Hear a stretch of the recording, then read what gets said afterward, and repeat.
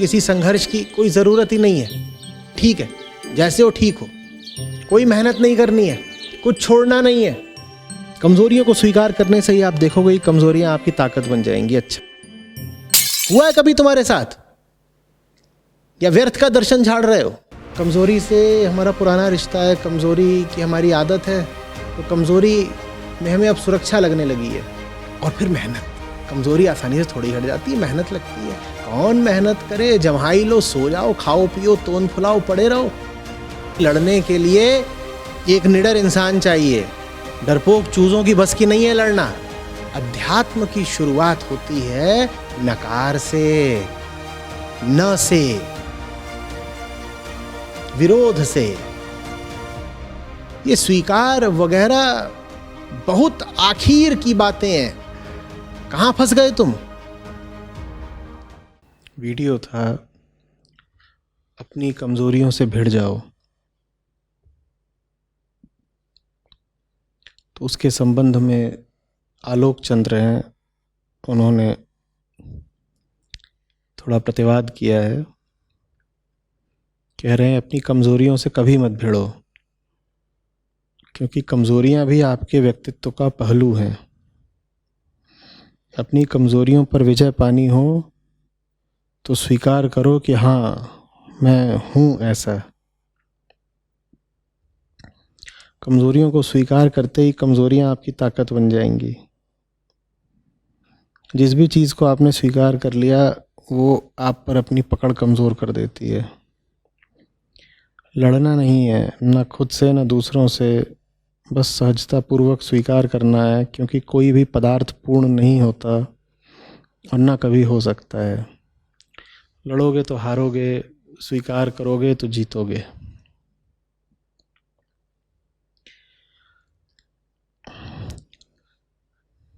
आलोक चंद्र, आप बड़े संकट में हैं। जहाँ कहीं से भी आप ये दूषित दार्शनिकता उठाकर लाए हैं, वो जगह आपके लिए शुभ नहीं है, वो जगह किसी के लिए भी शुभ नहीं है। जहाँ से ऐसे संदेश दिए जाते हैं कि अपनी कमज़ोरियों से कभी मत भिड़ो, क्योंकि वो भी आपके व्यक्तित्व का पहलू है। सबसे पहले कमज़ोरियों का अर्थ क्या है? कमज़ोरी का अर्थ है वो सब कुछ जो आपको वो होने से रोकती है जिसके बिना आप चैन नहीं पाने वाले, वो आपकी कमज़ोरी है। सच के बिना आप चैन नहीं पाने वाले, लेकिन आपके भीतर कुछ बैठा है जो आपको झूठ से ही बांधे रखता है। वो चीज़ आपकी कमज़ोरी है जो आपको झूठ से बांधे रखती है। आज़ादी बिना, मुक्ति, उड़ान बिना आप बेचैनी रहते हो। बंधनों में किसको चैन है? लेकिन आपके भीतर कुछ बैठा है जो आपसे कहता है कि नहीं नहीं नहीं, तुम उड़ान के काबिल नहीं हो, तुम आकाश के लायक नहीं हो, तुम बंधनों में ही पड़े रहो, तुम बंधनों को ही स्वीकार कर लो। ये चीज़ आपकी कमज़ोरी है, इसे कमज़ोरी बोलते हैं। जो कुछ आपको परेशान करता है और परेशान ही रखना चाहता है, उसे आपकी कमज़ोरी कहते हैं। जो कुछ आपको छोटा और दुर्बल बनाए हुए और छोटा और दुर्बल बनाए रखेगा, उसे कमज़ोरी कहते हैं। अब आप कह रहे हो नहीं, कमज़ोरियों से मत भिड़ो क्योंकि वो आपके व्यक्तित्व का पहलू है। अरे होंगे पहलू, वो पहलू मुझे परेशान करता है तो मैं उसको निकाल कर फेंक दूंगा ना। मेरी जिम्मेदारी अपने व्यक्तित्व के किसी पहलू के प्रति थोड़ी है, मेरी जिम्मेदारी अपने प्रति है ना। मेरे व्यक्तित्व के सब पहलू तो आती जाती चीज़ें हैं। शरीर ने, समाज ने, जन्म ने, संस्कार ने व्यक्तित्व के पहलू दिए हैं, इतना तो समझते ही होगे आलोक चंद्र। व्यक्तित्व के जितने भी आपके पहलू हैं वो कहाँ से आते हैं? वो तो समय की धूल है जो आप पर पड़ती रहती है, कभी इधर से कभी उधर से। जैसे होली का दिन हो और आप सड़क पे निकल पड़ो, कहीं से आप पे काला पड़ा, कहीं पे बैगनी पड़ा, नीला पड़ा, पीला पड़ा, गुलाबी पड़ा, ये सब व्यक्तित्व के पहलू हैं। तो आप क्या कहोगे कि जितना कुछ आपके ऊपर पड़ा हुआ है आप इसको रहने दोगे? क्योंकि ये तो मेरे व्यक्तित्व का पहलू, व्यक्तित्व का क्या पहलू, ऊपर से आई हुई चीज है, वो परेशान करती है, चुभती है, तो उसको हटा दो ना। पैंट पहन रखी है आपने और वो पेट पर बिल्कुल कस रही है, तो उसको बदलोगे या नहीं बदलोगे, या ये कहोगे कि ये तो मेरे व्यक्तित्व का पहलू है।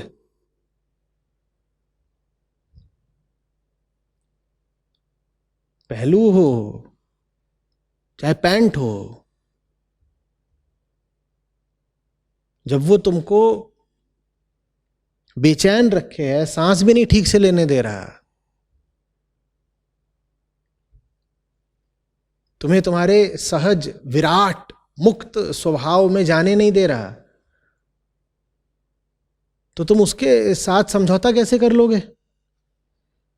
लेकिन समझौता कर लोगे अगर डरे हुए आदमी हो। और ये जितना तुमने यहाँ पे दर्शन शास्त्र लिख के भेजा है ना, ये डर का दर्शन शास्त्र है, ये डर को बचाए रखने का है कि हम डरे हैं और डरे हुए ही रहेंगे। तो ये कमजोरी को हटाने में मेहनत लगती है ना भाई, और कमजोरी से हमारा पुराना रिश्ता है, कमजोरी की हमारी आदत है, तो कमजोरी में हमें अब सुरक्षा लगने लगी है। हम जानते खूब है कमजोरी को, तो कमजोरी के साथ हम हिल मिल गए हैं। कमजोरी जब हट जाएगी तब जो आएगा उससे हमारा कोई परिचय नहीं, तो वो जो नया आगंतुक है जो कमजोरी के हटने के बाद आता है, हम उससे डर जाते हैं, हम कहते हैं वो अपरिचित है। कमजोरी कितना भी रुलाती है, परिचित है ना। और फिर मेहनत, कमजोरी आसानी से थोड़ी हट जाती है, मेहनत लगती है। कौन मेहनत करे, जम्हाई लो, सो जाओ, खाओ पियो, तोन फुलाओ, पड़े रहो। और कोई कहे कि क्यों नहीं मेहनत कर रहे अपनी कमजोरियों को मिटाने के लिए, तो थोड़ा दर्शन शास्त्र झाड़ दो कि कमजोरियों से कभी मत भिड़ो, और ये सब जो आपने लिखा है फालतू की बातें। अपनी कमजोरियों पर विजय पानी हो तो स्वीकार करो कि मैं हूं ऐसा। हाँ, यहां तक ठीक है, बिल्कुल स्वीकार तो करना ही पड़ेगा कि मैं हूं ऐसा। पर उस स्वीकार का मतलब क्या होता है? स्वीकार करके रुक जाना है या उसके बाद जान लगा के मेहनत करना? स्वीकार तो करना ही पड़ेगा। स्वीकार कर लोगे कि हाँ मैं निहायत ही लालची आदमी हूं, फिर क्या करोगे? फिर क्या करोगे? क्योंकि मैं लालची आदमी हूं, चलो अब लालच का एक काम और करें। और ये तो कहो ही मत कि मैंने स्वीकार कर लिया कि मैं लालची आदमी हूं तो तत्क्षण मेरा लालच तिरोहित हो जाएगा। ऐसा नहीं होता। लालच एक एक कोशिका में बैठ गया होता है, बहुत पुरानी आदत है। एक बार तुमने जान लिया कि तुम लालची हो, उसके बाद बहुत मेहनत से उस लालच को हटाना पड़ता है। ये कोई बात नहीं है कि स्वीकार कर लो कि मैं लालची हूं, उसके बाद वो लालच तुम्हारी ताकत बन जाएगा। कैसे बन जाएगा भाई? ये कौन सी परी कथा सुना रहे हो? और फिर ये परी कथा भी तुम्हारी नहीं है आलोक, ये आधुनिक अध्यात्म की है। ये नए नवेले गुरुओं की भाषा है जो तुमने उधार ले ली है और मेरी तरफ उछाल दी है। और उन्होंने ये भाषा तुम्हें क्यों सुनाई है? क्योंकि जैसे उन्होंने तुमसे कहा कि नहीं, न संघर्ष की जरूरत है, न साधना की, न तपस्या की, अपने खिलाफ किसी युद्ध में उतरना नहीं है, वैसे ही तुम बिल्कुल प्रसन्न हो जाते हो कि एक बढ़िया गुरु मिला, ये कह रहा है कि किसी संघर्ष की कोई जरूरत ही नहीं है, कोई मेहनत नहीं करनी है, कुछ छोड़ना नहीं है। गुरु जी की दुकान चल जाती है, तुम भी प्रसन्न हो जाते हो।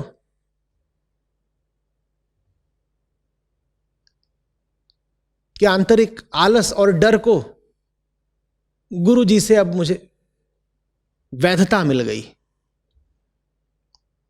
कोई तो मिल गया ना जिसने मेरे आलस को और डर को सत्यापित कर दिया, सर्टिफाई कर दिया कि ठीक है, जैसे हो ठीक हो।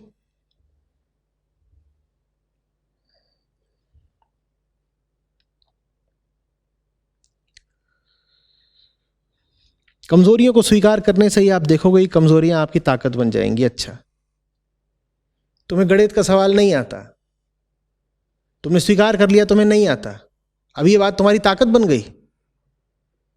तुमने जान लिया कि तुम्हें सवाल नहीं आता, अब तो मेहनत शुरू होती है भाई। ये तो एक मूलभूत ईमानदारी की बात है कि तुम्हें सवाल नहीं आता तो तुम मान लो कि तुम्हें नहीं आता, लेकिन मानने भर से कुछ नहीं होगा। उसके बाद क्या करना पड़ेगा? बहुत सारा श्रम। ये कैसे तुमने तुक बढ़ा दिया कि कमजोरियों को स्वीकार करते ही कमजोरियां ताकत बन जाएंगी? कैसे हुआ है कभी तुम्हारे साथ? या व्यर्थ का दर्शन झाड़ रहे हो?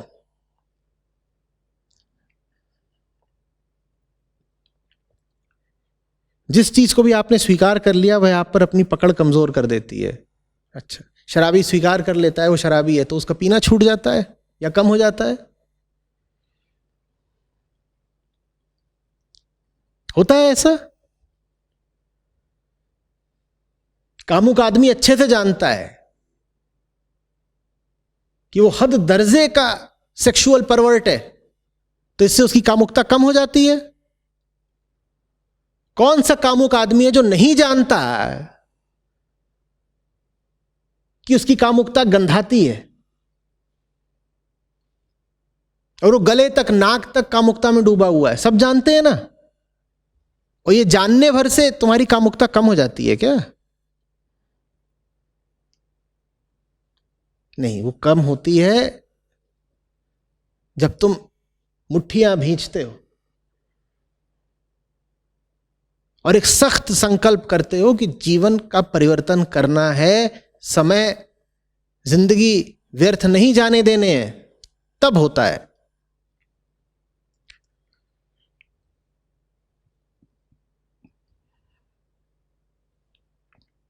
लड़ना नहीं है, ना खुद से ना दूसरों से। हां, क्योंकि लड़ने के लिए एक निडर इंसान चाहिए। डरपोक चूजों की बस की नहीं है लड़ना।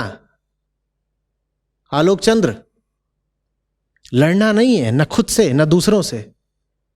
अच्छा, और दूसरे आ रहे हैं तुमको 100 तरह के बंधनों में डालने, तो क्या करना है? प्रेम गीत सुनाना है? खड़े खड़े मुस्कुराना है? यही कर करके तो न जाने कितनों की दुर्गति हो गई। अध्यात्म की शुरुआत होती है नकार से, न से, विरोध से। ये स्वीकार वगैरह बहुत आखिर की बातें हैं। कहां फंस गए तुम? और किसने बड़ी चालाकी से आखिरी बात को प्रथम बताकर तुम्हारे सामने परोस दिया है? नेति नेति की प्रक्रिया होती है। ना ना ना, नहीं, नहीं मानूंगा, नहीं सुनूंगा, नहीं झुकूंगा, लड़ूंगा, घुटने नहीं टेकूंगा। नकार, नकार और नकार। ये क्या तुम पाठ बता रहे हो? लड़ना नहीं है, ना खुद से ना दूसरों से, बस सहजता पूर्वक स्वीकार करना है। तो तुम सहजता पूर्वक जो बात मैंने कही उसे भी स्वीकार कर लो। मुझसे काहे को लड़ने आ गए? काहे इतना बड़ा तुमने चिट्ठा लिखकर भेज दिया? यहां तो बता रहे हो, बस सहजता पूर्वक स्वीकार करना है।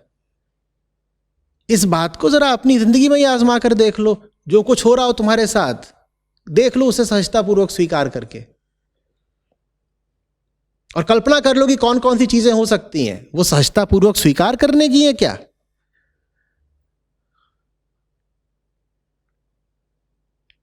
हाँ, सहजता पूर्वक स्वीकार करने में सुविधा खूब रहती है। कौन जाएगा रणभूमि पर खून बहाने? सहजता पूर्वक स्वीकार करो, और कायर होने का ठप्पा ना लग जाए तो बोलो नहीं, हम कायर नहीं हैं, हम दार्शनिक हैं, हमारे फलाने गुरुजी ने हमें ये दर्शन शास्त्र दिया है इसलिए हम लड़ने नहीं आए। ऐसा नहीं हम कायर हैं, हम कायर नहीं, हम दार्शनिक हैं, हम इसलिए लड़ने नहीं आए। नहीं, ये जो तुम्हारा पूरा दर्शन शास्त्र है, ये कायरता के मुंह पर पहना गया बेईमानी का मुखौटा है। किसको बेवकूफ बना रहे हो?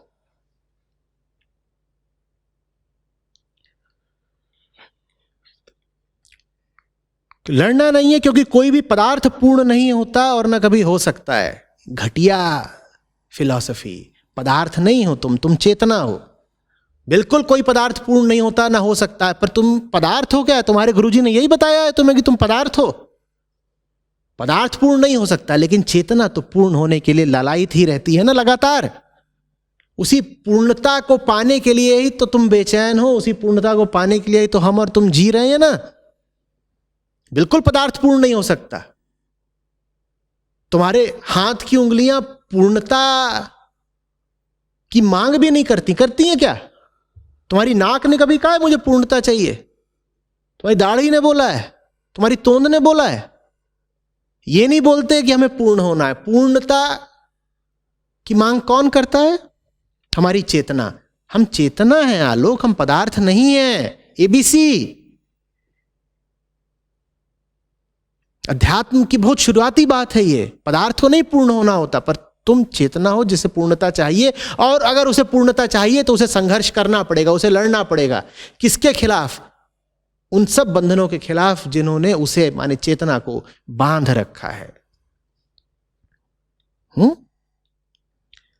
लड़ोगे तो हारोगे, जैसे तुम हो वैसे लड़ोगे तो निश्चित रूप से हारोगे, कोई दो राय नहीं। ये तुम्हारी पहली बात है, जैसे मैंने भी स्वीकार किया। लड़ोगे तो हारोगे, और इसी डर से तुम लड़ते ही नहीं। लड़ोगे तो हारोगे, स्वीकार कर लोगे तो जीतोगे। अच्छा, ये चालाकी है। ये ऐसी सी बात है कि एग्जाम दोगे तो फेल हो जाओगे, और एग्जाम नहीं दोगे तो टॉप कर जाओगे। गजब। एग्जाम दोगे फेल हो जाओगे, मैं बिल्कुल तुम्हारे साथ हूं।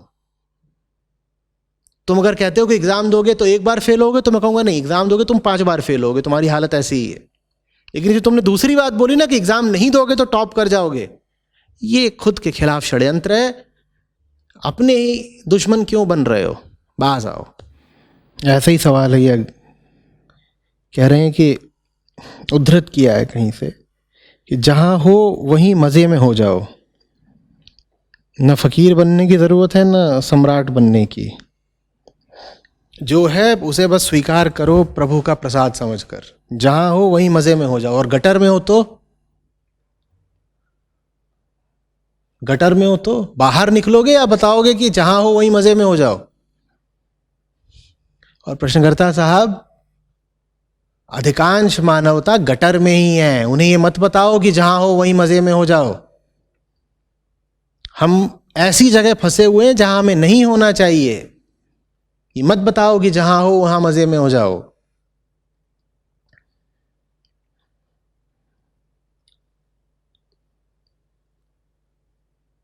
बार बार ये बात याद रखना, पूछना। और अगर गटर में हो तो, और फिर अपने आप से पूछना, क्या गटर में ही नहीं हो? और अब बताओ ये क्या सलाह दी जा रही है तुम्हें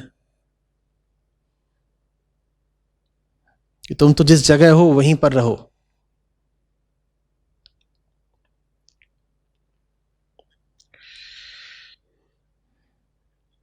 उसी में आगे और है, परमात्मा की इस सृष्टि में हर चीज खिली हुई है, तुम भी उसके साथ साथ खिलो, झूमो, नाचो। यहां कौन सी चीज खिली हुई दिख रही है तुमको भाई? कौन सा नशा करके ये सब बातें बोली गई हैं? कैसे, क्या खिला हुआ दिख रहा है? जिसको देखो वो बेहाल है, बदहाल है। कभी एक महामारी है, कभी दूसरी बीमारी है, कभी शारीरिक तल पर लाशें गिर रही हैं, कभी मानसिक तौर पर तुमको रुग्णता और मृत्यु दिखाई दे रही है। यहां तुम्हें क्या खिला हुआ दिखाई दे रहा है कि कह रहे हो कि खेलो, खिलो, झूमो, नाचो, गाओ?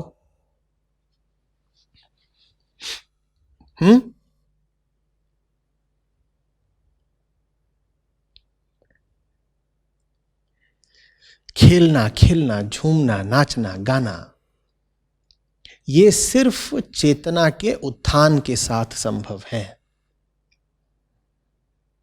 अन्यथा हमारी जो सामान्य स्थिति है, न उसमें खेल हो सकता है, न उसमें गीत हो सकता है, न उसमें क्रीड़ा, न उसमें आनंद। जो कुछ भी ऊंचा है जीवन में वो मेहनत करके पाना पड़ता है, और जो कुछ भी प्रकृति प्रदत्त है उसमें इंसान तो लगातार बेचैन ही रहेगा। ये अंतर अच्छे से समझ लेना। इसी जगह पर आकर बहुत सारे दार्शनिक भूल कर जाते हैं। वो भूल भी पता नहीं भूल है या जानबूझकर करी गई भूल। देखो, एक खरगोश का बच्चा जैसा पैदा होता है ना, वो वैसा रहते रहते अपने जीवन भर, जितना भी उसका जीवन है, जब तक उसे कोई भेड़िया खा नहीं जाता, जितना भी उसका जीवन है, वो खरगोश का बच्चा जैसा पैदा हुआ है वैसा ही रहते रहते जीवन भर ये सब कुछ कर सकता है। खेलना, झूमना, गाना इत्यादि इत्यादि। वो नाच सकता है, बिल्कुल हो सकता है ये। उसे ना कोई शिक्षा चाहिए, ना उसे चेतना का आरोहण चाहिए, उसे कुछ नहीं चाहिए। वो खेलेगा, झूमेगा, नाचेगा, गाएगा। लेकिन उसी खरगोश के बच्चे के साथ एक आदमी का बच्चा पैदा हुआ है। वो नहीं खेल पाएगा, झूम पाएगा, गा पाएगा, नाच पाएगा। अंतर है। आदमी के बच्चे को बहुत मेहनत करनी पड़ेगी, अपनी चेतना को बहुत साफ करना पड़ेगा, तब जाके वो इस हालत में पहुंचेगा कि वो खेल पाए, झूम पाए, गा पाए, नाच पाए। लेकिन उसको पुरस्कार ये मिलेगा कि आदमी का बच्चा जब नाचेगा और झूमेगा और गाएगा, असली खेल, असली गीत, असली नृत्य, तो उसका खेल और उसका गीत खरगोश के बच्चे के खेल से बहुत ऊपर का होगा। समझ रहे हो बात को? इन दोनों के अंतर को बहुत साफ साफ समझना। वरना हमें कह दिया जाता है कि देखो जैसे फूल झूम रहा है हवा में, वैसे तुम भी झूमो। और ये बात सुनने में इतनी आकर्षक लगती है कि हम कोशिश भी करने लगते हैं झूमने की, कि हम झूम रहे हैं, नाचो। हम भी नाचने लग गए कि देखो हवा चल रही है, सब पेड़ नाच रहे हैं, गिलहरी भी नाच रही है, तुम भी नाचो। और कुछ मूर्ख नाचना भी शुरू कर देते हैं। उन्हें लगता है हम भी नाचेंगे, सब तो नाच रहे हैं, हम भी नाचेंगे। देखो परमात्मा की सृष्टि में हर चीज खिली हुई है, हम भी खिल जाते हैं। तुम ऐसे नहीं खिल जाओगे एकाएक। समझो, खरगोश का बच्चा पैदा होते ही नाच गा लेगा। उसे जीवन भर किसी असेंशन की, उत्थान की, बेहतरी की, आरोहण की, उन्नति की कोई जरूरत नहीं है। तो ये उसको एक सुविधा मिली हुई है कि जैसे हो तुम वैसे ही अपना मस्त रहो। वो अपना मस्त रह लेगा। लेकिन इंसान को ये सुविधा नहीं मिली हुई है। इंसान को एक चुनौती मिली हुई है। क्या? कि तुम्हें अगर नाचना है, खेलना है, झूमना है, गाना है, तो तुम्हें बहुत आंतरिक चुनौती करनी पड़ेगी, स्वीकार करनी पड़ेगी, तुम्हें संघर्ष करना पड़ेगा, तुम्हें ऊंचा उठना पड़ेगा। तो ये आदमी को चुनौती मिली है। लेकिन फिर इस चुनौती का पुरस्कार क्या मिलता है? कि जब आदमी अपनी चेतना के ऊंचे तल से नाचता है, गाता है, खेलता है, झूमता है, तो उसमें जो गुणवत्ता होती है वो खरगोश के नृत्य की गुणवत्ता से बहुत ऊपर की होती है। ये अंतर स्पष्ट करना जरूरी है। लेकिन इस अंतर को स्पष्ट करने की जगह गुरुदेव लोगों ने क्या करा है? उन्होंने कह दिया कि तुम भी तो खरगोश के बच्चे जैसे ही हो। देखो खरगोश का बच्चा कितनी आसानी से नाच रहा है, गा रहा है, तुम भी नाचो, गाओ। देखो फूल हवा में कैसा नृत्य करते हैं, तुम भी करो ना। अरे फूल के लिए ना कोई कर्तव्य होता है, ना धर्म होता है, ना संकल्प होता है। फूल के पास चेतना ही नहीं है। फूल में और आदमी में अंतर है भाई। फूल और आदमी को एक ही तल पर क्यों रख रहे हो? एक ही तराजू में तोल मारा दो ऐसी चीजों को जो समान है ही नहीं।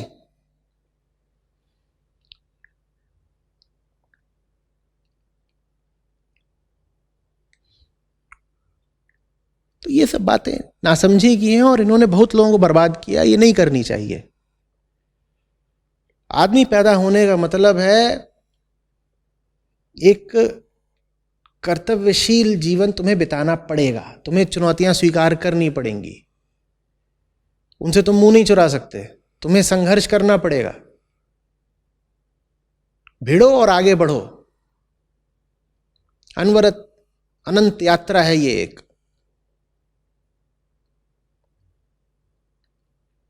ठीक है। आचार्य जी, ये जो चाह है कि हम भी झूमे नाचे, एक उल्लास के साथ जिए, ये हर किसी की चाह है। लेकिन जब ये तथ्य, मैं अगर अपनी भी बात करूं, तो अगर ये तथ्य मेरे सामने आता है कि यहाँ तक पहुँचने के लिए भी बहुत सारा संघर्ष है, बहुत दर्द से निकलना पड़ता है, बहुत सारी चीज़ें जो काटनी पड़ती है, तो फिर पहला जो तर्क आता है मन से वो यही आता है कि जीवन तो छोटा है और अनिश्चित है, तो इतना दर्द क्यों उठाएं, इससे अच्छा है कि नाचो। वो जो तुम नाचोगे ना, उस नाच में तुम्हें कोई सुख मिलेगा नहीं, क्योंकि आदमी जब खरगोश बन के नाचने लगता है तो ये आदमी का अपमान हो गया। नाचा दो तरीके से जा सकता है, एक बिल्कुल ऊंचे बढ़ जाओ तो भी गीत आ जाएगा, नृत्य आ जाएगा, झूमने लगोगे, और एक है कि बिल्कुल गिर जाओ तो भी नाचने झूमने लगोगे। जो गुरु लोग तुमको ऊंचा नहीं उठा सकते वो फिर एक सस्ता और घटिया तरीका अपनाते हैं। वो कहते हैं इनको हम ऊंचा तो उठा नहीं पा रहे तो ऐसा करते हैं इनको नीचे ही गिरा देते हैं, एकदम नीचे गिर जाएं, फूल जैसे हो जाएं, ये खरगोश जैसे हो जाए। फूल जैसा हो जाना, खरगोश जैसा हो जाना, इसमें तुम्हारे लिए कोई बड़प्पन नहीं है, ये तुम्हारा अपमान कर दिया गया, क्योंकि फूल में और खरगोश में क्या नहीं होती? चेतना की ऊंचाई नहीं होती। अब तुम उनकी तरह होकर के नाच रहे हो अगर, तो ये तुम्हारे लिए कोई अच्छा नहीं है। इसीलिए फिर इस तरह के गुरु लोग अध्यात्म में ड्रग्स को भी प्रोत्साहित करते हैं, साइकेडेलिक्स को। वो कहते हैं मुक्ति के साथ जो आनंद आता है वो दिला पाने के तो हम काबिल हैं नहीं, तो एक काम करते हैं, अपने लोगों से कहते हैं कि तुम गांजा फूको या और ड्रग्स हैं उनको लो और झूमो, और वो जो तुम झूमोगे वो हम बता देंगे कि यही तो आध्यात्मिक आनंद है। शराब पी के जो आदमी झूम रहा है, और जो आदमी गिलहरी बन के झूम रहा है, और जो आदमी सूरजमुखी का फूल बन के झूम रहा है, ये तीनों आदमी अपनी चेतना को गिराकर झूम रहे हैं। और चेतना को गिराकर तुम झूम भी लोगे तो वो तुम्हारे लिए बहुत कष्टप्रद होगा, वो टॉर्चर है। जैसे कि कोई आदमी है तो अंदर से दुखी और तुम उसको बोल रहे हो नाचो, तो नाच तो देगा। कभी हुआ है तुम्हारे साथ कि तुम हंसना नहीं चाहते पर जबरदस्ती हंसना पड़ रहा है? हुआ? कभी हुआ है कि कहीं पहुंच गए हो पार्टी वगैरह में, तुम नाचना चाहते नहीं पर तुमसे कह दिया है वो दूल्हा वो घोड़ी तुम भी नाचो, और तुम नाच रहे हो, और नाच नहीं रहे तो किसी ने तुम्हारे मुंह में बिल्कुल बोतल डाल दी तो तुम भी डाउन हो गए, या कह दो हाई हो गए, और तुम भी लगे नाचने। उसकी बहुत तुम्हें मीठी और आनंदप्रद यादें हैं क्या, या उस घटना को तुम एक अपमान की तरह एक कड़वाहट के साथ याद करते हो? बोलो बोलो। तो आदमी को हंसी ऊंचाइयों पर ही शोभा देती है, आदमी को नृत्य आजादी में ही शोभा देता है। कैदी हो तुम, बंधक हो, और अपनी जंजीरें बजा बजा के खनखना खनखना के नाच रहे हो, तो धत्तेरे की जलील आदमी हो तुम। लेकिन यही सिखाया जा रहा है कि तुम जेल में हो, कोई बात नहीं, बाहर आने की कोशिश ना करो, तुम तो नाचो, और नाच के अपने आप को बता लो कि बाहर आने की तो जरूरत है ही नहीं। वैसे शायद बाहर आ भी जाते, पर अब नाचना शुरू कर दिया, अब कभी बाहर नहीं आने वाले।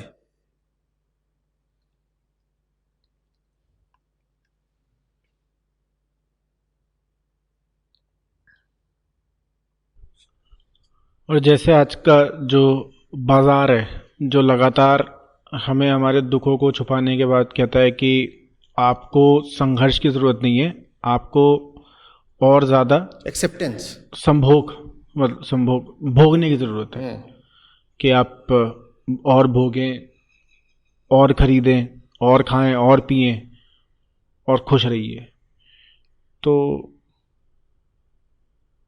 मतलब तब इतना सब कुछ है उपलब्ध, तो कोई क्यों बढ़ना चाहेगा? मतलब क्यों वो अपने आप को इस संघर्ष से उतारेगा? क्योंकि तब जीवन का मतलब ही आपको लगातार यही सिखाया जा रहा है कि है इसी में कि खाओ क्योंकि पियो जो ऐश करो। भोग रहे हैं ना, उनके लिए भोग रोग जैसा है।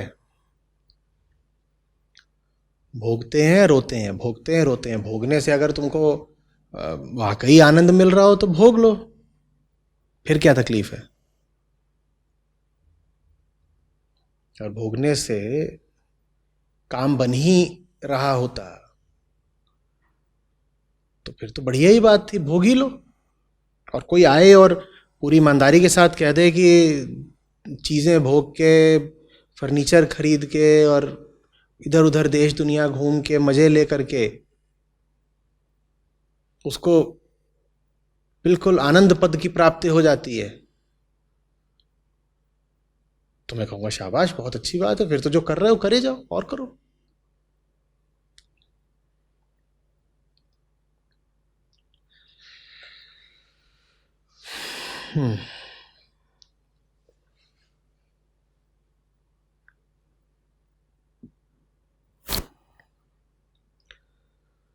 प्रखर भारद्वाज है, कह रहे हैं आप बार बार कहा करते हैं कि जानो जानो, पूरा जानो। हासिल क्या होगा पूरा जानकर? मैं नहीं बताता। कैसा लगा?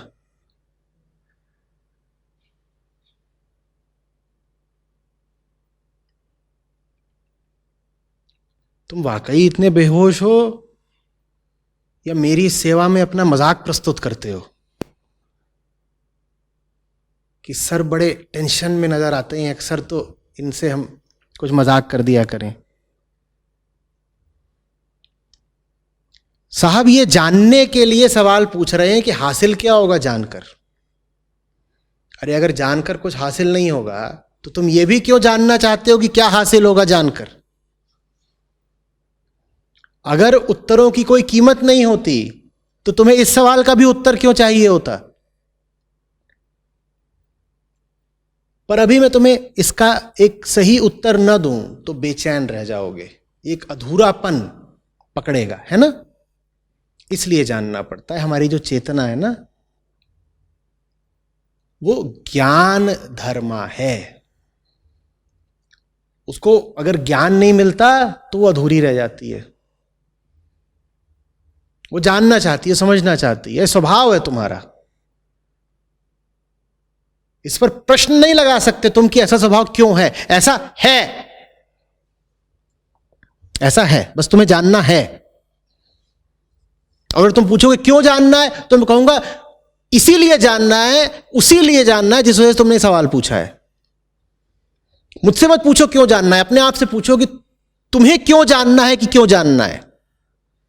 जिस वजह से तुम्हें यह जानना है कि क्यों जानना है, वो वजह ही तुम्हारे सवाल का जवाब है। हर आदमी जानना चाहता है, हर आदमी को जानना भी है, तो क्या सच। इसीलिए जब तुम जानना चाहो और तुम्हें कोई झूठ बोल दे तुम्हें अच्छा नहीं लगता। लगता है? दो बातें देख लो।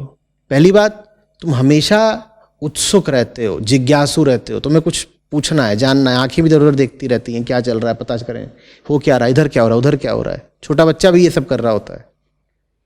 कभी सर इधर करेगा, कभी आंख इधर करेगा, कभी हाथ इधर को बढ़ाएगा। ये सब क्या है? हमें जानना है। ये पहली बात। दूसरी बात, यूं ही कोई फालतू चीज नहीं जानने लेनी है। अपनी क्षमता अनुसार तुम सच जानना चाहते हो। इसीलिए बड़ा धोखा लगता है जब कोई झूठ बोल जाता है। समझ में आई बात? तो ये बात स्वभाव की है। इस पर व्यर्थ का सवाल नहीं उठाते कि मैं क्यों जानूं। अभी भी तुम जानना ही चाह रहे हो कि तुम क्यों जानो।